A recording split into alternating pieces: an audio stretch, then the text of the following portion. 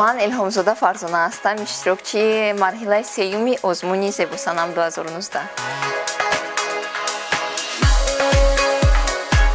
Илҳомзода Фарзона, зодаи шаҳри Душанбе, 24 сола, қад 167, шавқ, рақс ва сайругашти диёр, ҳунар, тарроҳӣ ва пазандагӣ. Агар овози худро ба Илҳомзода Фарзона ҳадя карданиед, пас ба ҷои матни паёмак рақами 09-ро барчида ба рақами 5021 фиристед.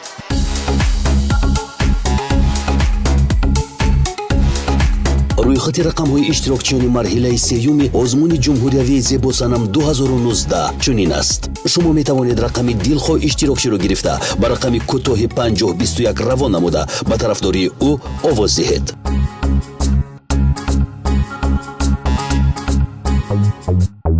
4 июни соли 1995 дар шаҳри Душанбе таваллуд шудам. 3 сола будам ки манро ба боғчаи кӯдакон бурдан. Рости гап на он қадар боғчаро дӯст медоштам ва ҳатто буд лаҳзае ки ман аз боғча гурехта будам, хоҳари хурди худамро гирифта гурезонда будам. Дар боғчаи кӯдакон низ дар гурӯҳи русӣ мехондам, ба мактаб низ рафтам, мактаб низ дар синфи русӣ мехондам, 11 сол синфи русӣ хондам, хатм кардам, мактаби 90-ро хатм кардам.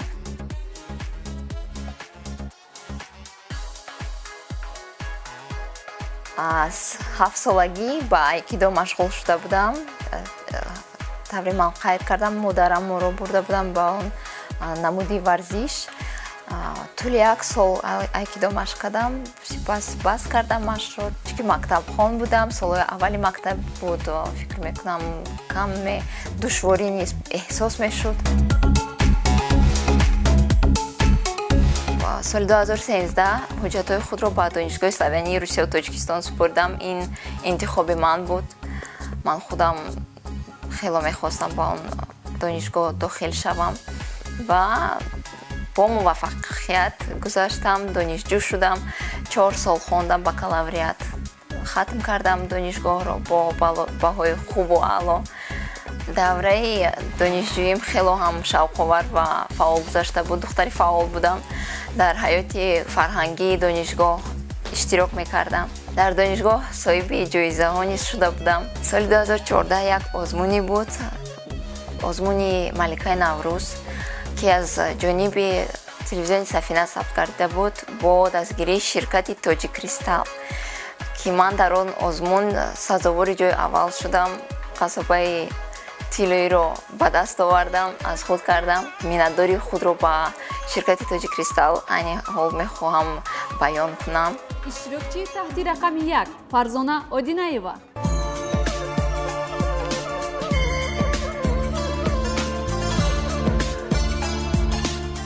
салом, ман Фарзона Одинаева, донишҷӯи донишгоҳи русии тоҷикии славянӣ мебошам.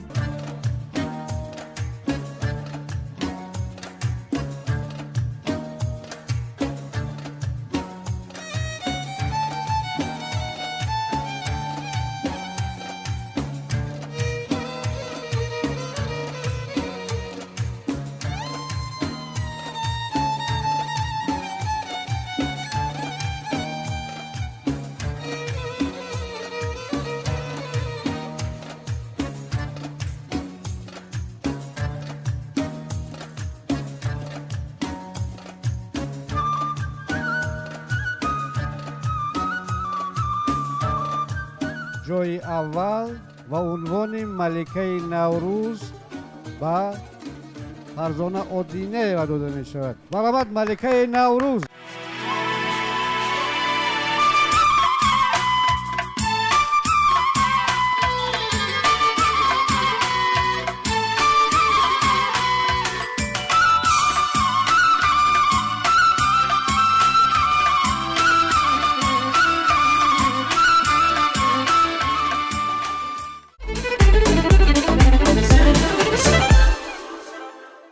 оилаи калон дорем, хело онҳоро дӯст медорам. 4 бародару 2 хоҳарча дорам.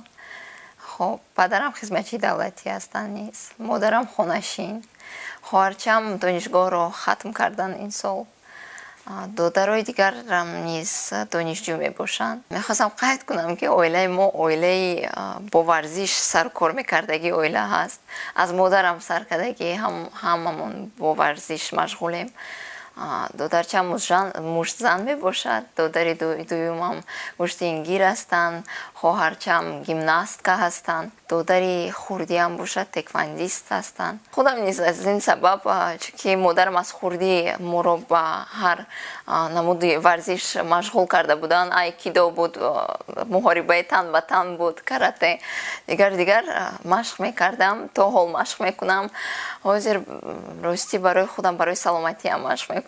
ман бо як намуди сабуки варзиш машғулам, фитнес. фикр мекунам ҳар як шахс бояд машқ кунад, чунки варзиш гарави саломатист.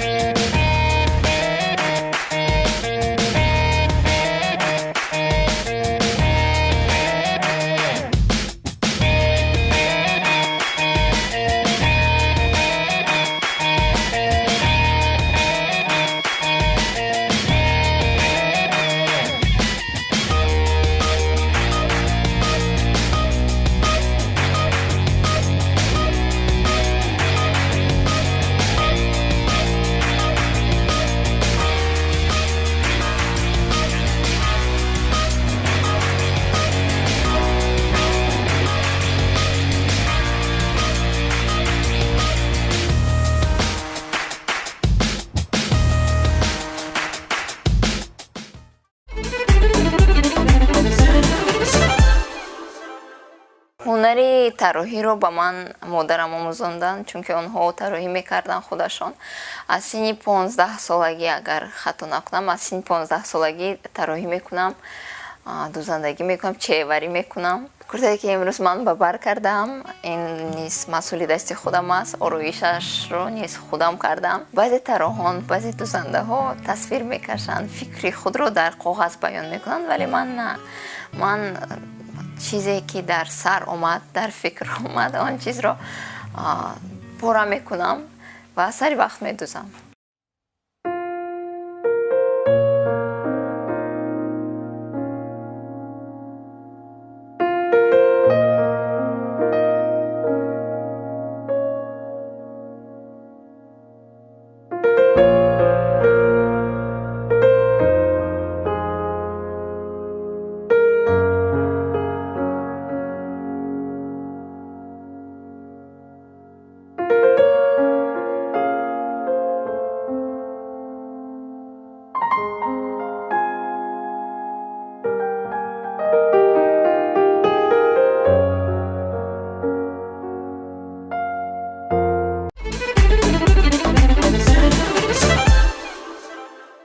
дар оилаи мо заномон ҳунарманданд. мехостам қайд кунам, чунки модарам аз хурдӣ ба мо ҳунари пухтупаз, пазандагӣ, дузандагӣ омӯзонданд, то ки мо дар оянда азоб накашем. мисли онҳо мегӯянд, чунки бону ҳастем, зан ҳастем, дар оянда модар ҳастем. вақтҳои холигии худ кӯшиш мекунам, бо сабаби ки хизматчи давлатӣ ҳастам, вақтам хело кам аст. рӯзҳои истироҳатӣ дӯст медорам ба онҳо хӯришҳо пазам тайёр кунам, таомҳои миллӣ тайёр кунам. таомем ки ман тайёр кардам қурутоб буд. қурутобро ман бо қурут тайёр кардам. баъзе шахсон, баъзе одамон қурутобро бо чака об мекунанд, бо ҷурғот об мекунанд, тайёр мекунанд. асли қурутоби ҳаст ки бо қурут омода шудааст. қурутро каф мезананд, бо равғани зард тайёр мекунанд. фикр мекунам на ҳар кас равғани зардро дӯст медорад, вале мо дӯст медорем.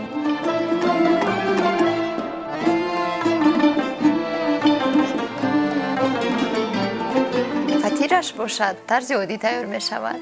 фатири тоҷикӣ аст. фикр мекунам ҳар як бонуи мо фатирро тайёр карда метавонад. хамирро мо аллакай омода кардем, аз он мепазем фатир.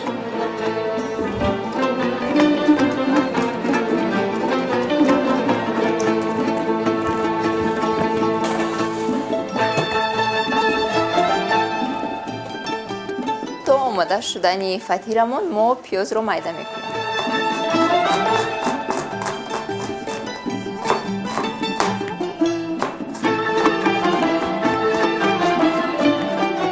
ба ман ин тарзи тайёр намудани қурутобро падарам нишон дода буданд. Ба онҳо бибиям ва бобоям ёд дода буданд тарзи тайёр намудани ин намуд қурутобро. падарам бисёр вақт нақл мекунанд аз кӯдакии худ, аз хурдии худ, ки қурутобро онҳо бисёртар фасли зимистон тайёр мекарданд ва ҳамаи хиш табора фарёд карда саҳарё бисёри вақт саҳар мешиштанд, мехӯрданд. фикр мекунам қурутоб ҳамаи хиш таборро якҷоя наздик мекунад, якҷоя ҷамъ мекунад.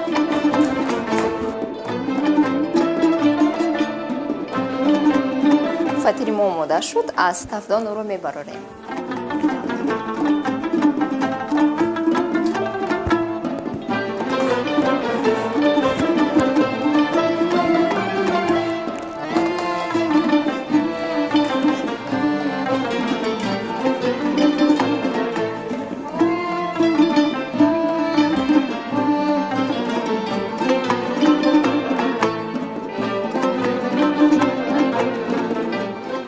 ки об кардем, ба он фатиро майда мекунем, илова мекунем. Аз болои вай пиёзи сурх аст. Фикр мекунам пиёзи сурх табаш болаззаттар ҳаст, лазизтар ҳаст назар ба пиёзи сафед. Ва равғани зарро тафсонда онро ба болои пиёз мерезем то ки ҷазасти пиёз барояд.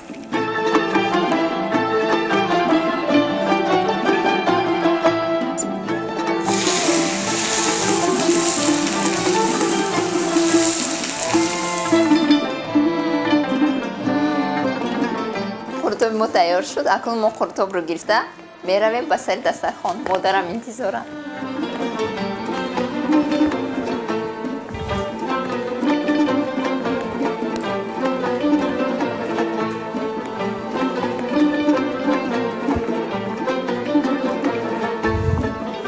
Қуртобро қабул кунед.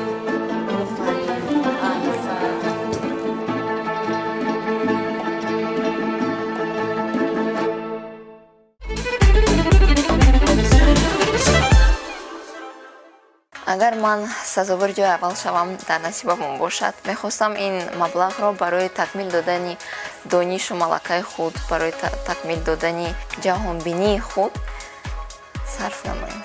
тамошобинони азиз, агар ба шумо ҳунару маҳорати ман писанд омада бошад, пас ба тарафдории ман овоз диҳед.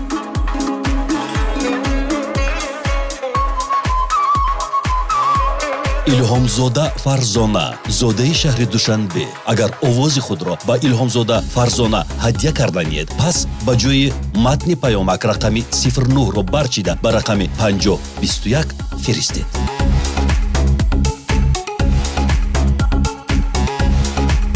рӯйхати рақамҳои иштирокчиёне марҳилаи сеюми озмуни ҷумҳуриявӣ зебосанам 2019 чунин аст. шумо метавонед рақами дилхоҳи иштирокчиро гирифта ба рақами кӯтоҳи 5021 равон намуда ба тарафдории ӯ овоз диҳед.